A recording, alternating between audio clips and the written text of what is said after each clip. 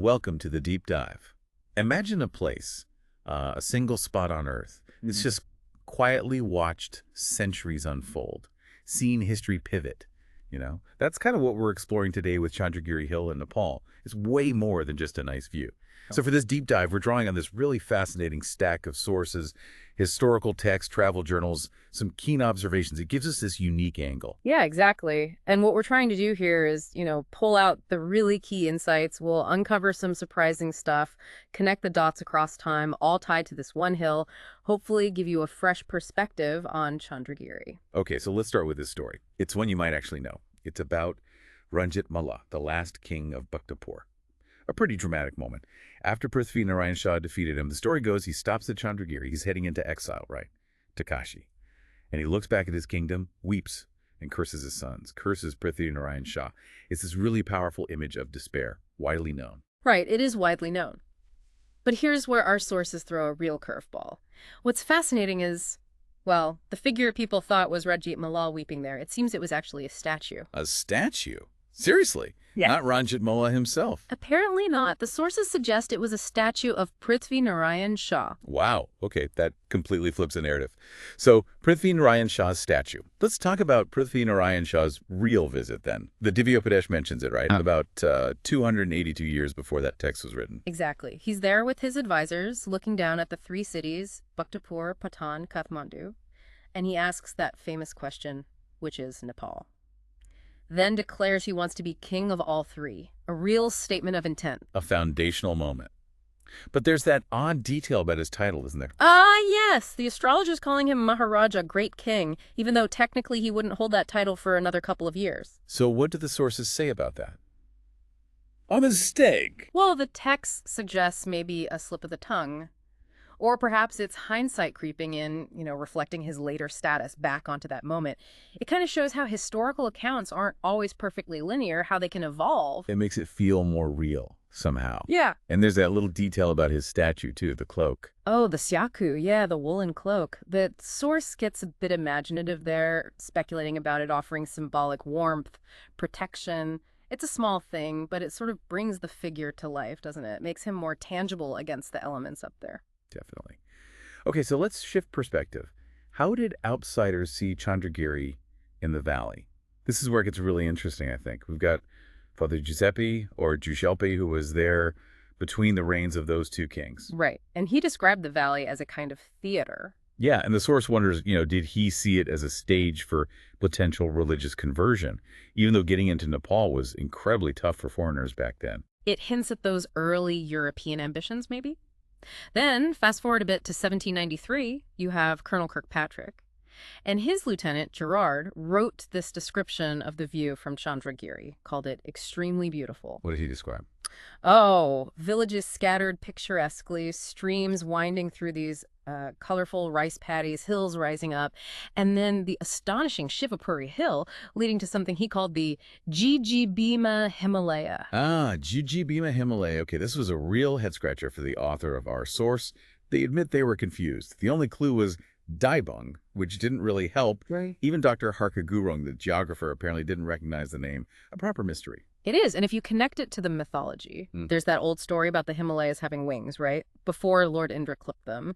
So theoretically, Jijibhima should still be there, grounded like the rest. So how did they solve it?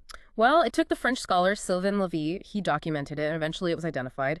It's actually Langtang Lirong, over 7,200 meters high. Langtang Lirong. Wow. Yeah, it's a great example of how, these old, baffling observations can eventually be pinned down with modern geography, history and science coming together. So Chandragiri wasn't just a viewpoint, it was functional, a pass. Absolutely. Back in 1793, Kirkpatrick's time, there's a little village right there, a market too, providing food, maybe some basic lodging for travelers, and the ruins of an old fort nearby. Definitely a working transit point. And the names. It wasn't always called Chandragiri. Seems like there were variations. Francis Hamilton, writing later, called it Chandanagari, suggesting sandalwood, Chandan, while Colonel Lane used Chandragiri, which means moon mountain. Different associations. Hamilton also had that weird division of the valleys, didn't he? He did. Suli Nepal for the Kathmandu Valley, which is straightforward enough. But then he mentions Rahuri Nepal, He links it to the old Pathan kingdom, but the dictionary definition points towards Makwanpur. So yeah, some geographical confusion or maybe just different local understandings back then. It just highlights how important this pass was. One of the main ways in, right? One of the 4 main passes into Kathmandu, yeah. And the source paints this picture of constant traffic. You had people walking, horsemen carrying goods. And the cars.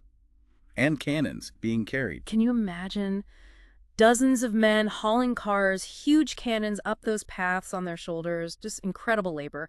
That went on right up until the Cheaphaven Highway finally opened in 1956. Wow.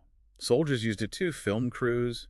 It saw everything. And we get more perspectives from foreigners later on. Daniel Wright, who was with the British Residency in the 1870s, he noted the great view of both valleys. And Gustave Le Bon, the French scholar around 1885. Yes. He was just completely awestruck, compared it favorably to Switzerland, just saying something. Yeah. He talked about the valley's unparalleled regenerative power and saw the villages looking like clusters of pagodas. Really evocative stuff. It seems like the view could elicit such different reactions, from practical observation to pure awe. Definitely. But the view wasn't always guaranteed, was it?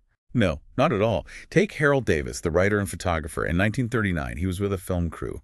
He writes about this really tough climb up. The path was so steep. And he was building up this anticipation. You know, he'd imagined this unique, strange place since he was a kid. And then nothing. Pretty much. He gets to the top, and the entire valley is just swallowed by fog. He described it as the ultimate home of mystery, completely empty. But here's the thing. He praised it. Even hidden, he found it captivating, mysterious. That says so much about perception, doesn't it? Sometimes the mystery is more powerful than the reveal, especially if you have these preconceived ideas. Absolutely. Then you have Lieutenant Colonel Sir Thulia Mackenzie in 1946. Another tough climb. Yeah, he described the path itself as almost impossible to build, just rough, uneven stone steps. And his view. He saw the valley as a large bowl, but filled with, well, his imagination ran wild. Like something out of Rider Haggard novels, right? That's what he said. Exactly. Mysterious, romantic, unique valleys filled with temples and idols, palaces, and beautiful women. Very much a romanticized, almost exotic view. And just a few years later, 1949, the mountaineer W.H. Tillyard offers another angle. For him, it wasn't just about the mountains being visible or not. He was captivated by the valley itself, its ancient traditions, the concentration of power, art, wealth, trade. The human element was key for him. So many different eyes, so many different experiences focused on this one spot. And it leads to those questions the source raises, the ones we can't answer. Yeah, like what were those guys carrying the cannons actually thinking? What went through the minds of pilgrims or the sadhus wandering through when they reached that viewpoint? Chandragiri heard it all, saw it all, but as the text says, it doesn't speak. Leaves you wondering. It really does. So wrapping this up, what's the takeaway? Chandragiri Hill. It's the silent observer, right? Witnessing these huge visions, like Prithvi Narayan Shah's ambition, but also these forgotten histories, these incredibly tough journeys, these amazing views that weren't always visible. It's a place where history feels incredibly present, even in its silence. And connecting all these threads, the source offers this really powerful final thought. It asks, if Chandragiri could speak, wouldn't it wonder why Ranjit Mala's statue isn't there too? Yeah. Right next to Prithvi Narayan Shah's. Placing them together. Why? For the symbolism. It would complete the cycle, you see. The rise of power, the fall from power, honoring both the victor and the vanquished. It's a reminder that they were both kings, both human, facing their own fates. It acknowledges that shared experience, maybe even a shared vulnerability despite the outcome. That really makes you think, doesn't it? About how we usually tell history. It's almost always the winner's story, right? Yeah. But maybe true understanding needs all the perspectives, including those who lost. Their stories matter too. Exactly. Their part of the tapestry is just as important. So maybe the final thought for you listening is this. Consider the silent wisdom of places like Chandragiri. Perhaps they remind us that power, success, failure, it's all temporary, part of a much bigger human cycle. And maybe there's a different kind of comfort, different understanding in seeing that larger picture.